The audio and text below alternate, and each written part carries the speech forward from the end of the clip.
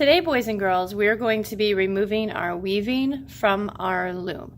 Step one is to make certain that you have compressed all of your rows of weft together. If you've been compressing them as you've been going along weaving, you probably don't have much to do on this first step, but if you haven't, what you might notice is that your overall length of weaving gets significantly shorter.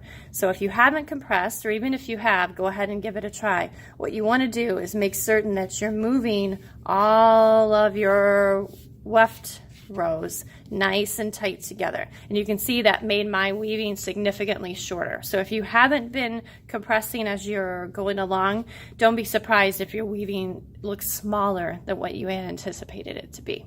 Step two is going to be to take our final piece of our weft and we need to tie it to the warp that it ended on. Either it's going to most likely be on the left or the right, it could be in the middle, but wherever it ended and it's most comfortable for you to tie this to the warp is where you should go. Now let's zoom in just a little bit on this here.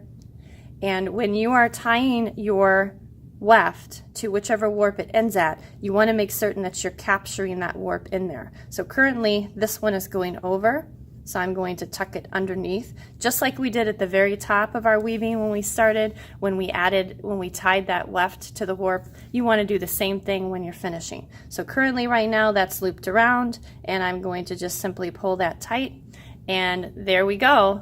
That weft, all of my weft are now secured to my warp.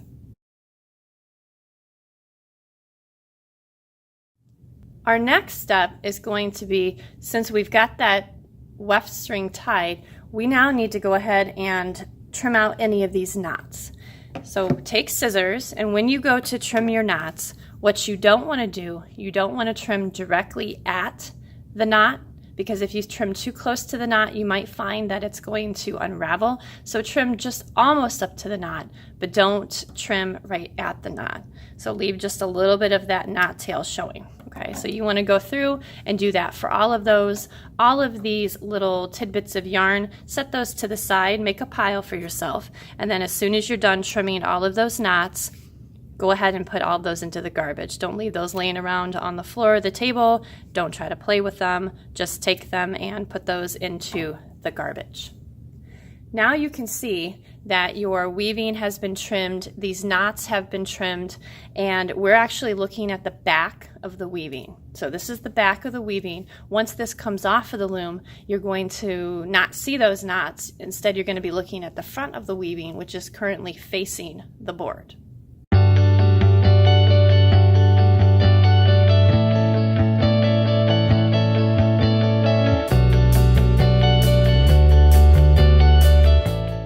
Our next step is going to be to flip over the loom. Now we're looking at the back of the loom, and we need to go ahead and remove this tape. So our warp threads loosen just a little bit for removal. So carefully remove the tape. We don't want to rip the board up. So one piece of tape gone, and the second piece of tape is gone. Take the tape and put that into the garbage. And then next, we're going to turn the board back over. Now you're going to find your weaving's a little bit looser, and to remove it completely from the board, a good easy method is to take a pair of scissors and go ahead and cut your warp threads directly at the bottom. So you want to leave as much length with the warp as we can for the tying step. The longer length you have for tying, the easier tying it is. So don't cut your warp threads right up here at the bottom of your weft weaving. You want to go all the way down the board as far as you can get. So you're just simply going to cut those as far as you can get, and then you're going to notice that your weaving just simply pops right off the top like so, and now it has been removed from the board. So any loose strings that you might have, take care of getting rid of those, and then they need to go into the garbage.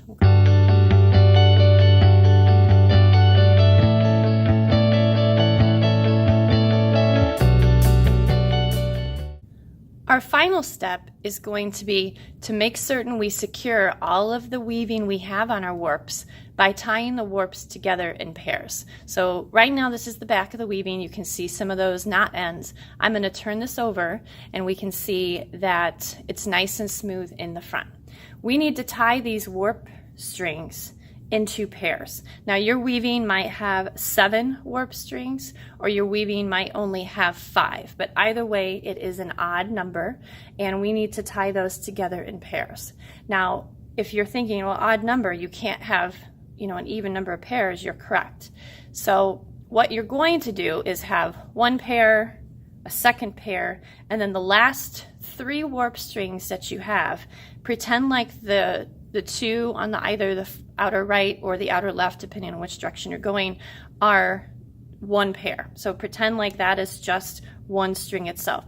This extra warp string that you have, you are welcome to go ahead and trim that out. Again, don't trim too close to the knot. You could also, if you wanted, tie it into one of the warp strings, and you could treat that as a pair itself. So really, the choice is yours. I personally prefer to trim this off. So I'm going to go ahead and I'm going to trim that off, and I'm going to dispose of that extra string. So I'm going to have 1 pair, 2 pairs, and then my 3rd pair is actually a single and then double. Now when we go to tie our knots, and I know you guys are going to be expert knot tiers at this point because you have tied so many knots for this project, what you should do is go ahead and create a knot. You're going to tie the 2 together almost like a shoelace knot. So you make a little crisscross X, and the one that's underneath, bring it up over through the hole and go ahead and pull so your knot is right at the bottom of your weaving.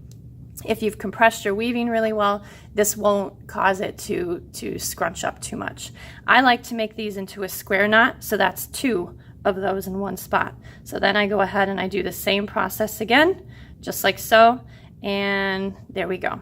The next pair, I want to go ahead and do the same process. So I'm simply making that crisscross, putting the end through there. And I know it's hard to see me tying the knots because my fingers are in the way because we're zoomed in so close, but I know that you guys have a lot of experience with this. And now our last pair, I'm just simply going to treat these 2 as one, and this is a singular one, and same process, crisscross, tuck the end over and through the loop, and go ahead and pull. I'm going to do that one more time. Crisscross, tuck those ends through the loop, and I've created my final knot for my piece. And now your weaving, if we take a good look at that, your weaving is all nice and secure, and the next step is going to be deciding what you'd like to do with that weaving when you're done.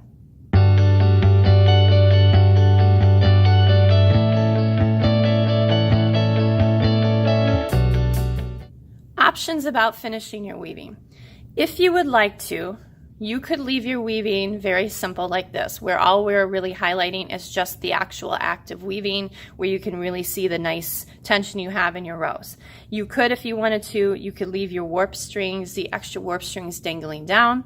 You could trim them off, so that way when you're done, all you see is something that looks similar to this. That's totally your choice. If you'd like to jazz up your weaving a little bit, you have lots of options, even more options than what I'm going to show you here. You could take your weaving and you can make it into some type of creature or animal or anything really. And all of these bits and parts of these creatures are simply just construction paper that have been colored on and then glued on with Elmer's glue. We've added things like googly eyes just to add some fun and some interest to it.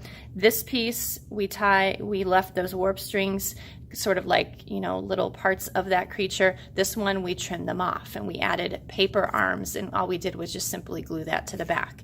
If you're not interested in making a creature and instead you'd like to have some type of door decoration for your room, you could add an extra string on there and make a little hanger. This initial, you could do an initial, you could turn it sideways, you could write a word, you could do anything that you like on that. So the options are from very simple to more complicated. You could really do any range of things that you'd like to do with your weaving, because again, it's your weaving, it's your artwork, and you get to choose what you'd like to do with it.